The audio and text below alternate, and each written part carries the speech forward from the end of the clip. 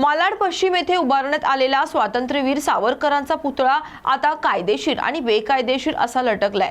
कारण त्याची महापालिकेकडे कोणतीच नोंदणी नाही आणि मुंबई काँग्रेसचे सचिव संतोष चिकडे यांनी हे बेकायदेशीर असल्याचं म्हटलं असून या प्रकरणी चूक करणाऱ्या अधिकाऱ्यांवर योग्य ती कारवाई करण्याची मागणी मुंबई उपनगर जिल्हा दंडाधिकारी, महापालिका आणि पोलीस विभागाला पत्र लिहून केली आहे। आपण सध्या मलाडमध्ये आहोत। मलाडमध्ये लिबर्टी गार्डनच्या इथे सावरकरांचा पुतळा उभारण्यात आलेला आहे। नेमकं विशेष म्हणजे खासदार पियुष गोयल यांनी या पुतळ्याचं लोकार्पण केलेलं। काँग्रेसचे नेते संतोष चिकडे तर या पुतळ्यावरती काही महानगरपालिकेमध्ये आरटीआय टाकलेले त्यांच्याबद्दल आपण विचारूया। सर, काय नेमकं आपण माहिती अधिकारी माहिती मागवलेली होती, काय माहिती आपल्याला महानगरपालिकेकडून मिळाली? ज्या वेळेला खासदार पियुष गोयल साहेबांनी सदर पुतळ्याचं जेव्हा लोकार्पण केलं ना, त्या वेळातच माझ्या मनात एक शंका आली।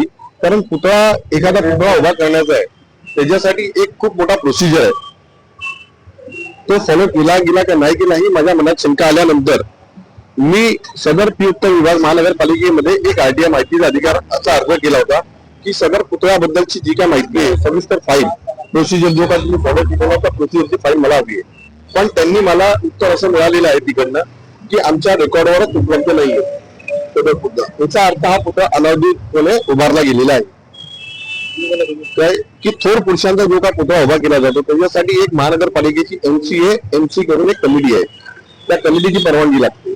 रस्त्याच्या मध्ये असल्यामुळे ट्रॅफिकची एमसी लागते, ट्रॅफिक ऍक्सिडेंट झाला तर ह्या कुठच्याही गोष्टीला त्या लोकांनी पालन केलेलं नाहीये। आणि मी इकडनं जो पुतळा उभारला गेलेला आहे, खासदार साहेबांनी याचं जे लोकार्पण केलेलं आहे, इकडनं कमीत कमी 2 ते 1 मिनिटाच्या अंतरावर महानगरपालिकेचं कार्यालय आहे आणि सदर अधिकारी मला लिहून देत आहेत की आमच्या रेकॉर्डवर नाहीये। म्हणजे डोळे बंद करून झोपले होते का? हे पुतळ्याचं काम 1 दिवसात झालं का, एका रात्रीत झालं का? हे बनवण्यासाठी काही वेळ गेला असेल तर त्यांना येता जाता काही दिसलं नाही, काय कळलं नाही। नेमकं आपली मागणी काय सर? आता जे पुतळ्यात आता झालेलं आहे, तर आपली मागणी काय नेमकं?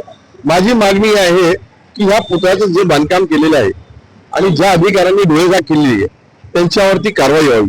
कारण उद्या ह्या पुतळ्याचं काही अनावरण म्हणजे जे काही दुर्घटना घडू नये आणि कायदा आणि सुव्यवस्थेला कुठेही बाधा होऊ नये।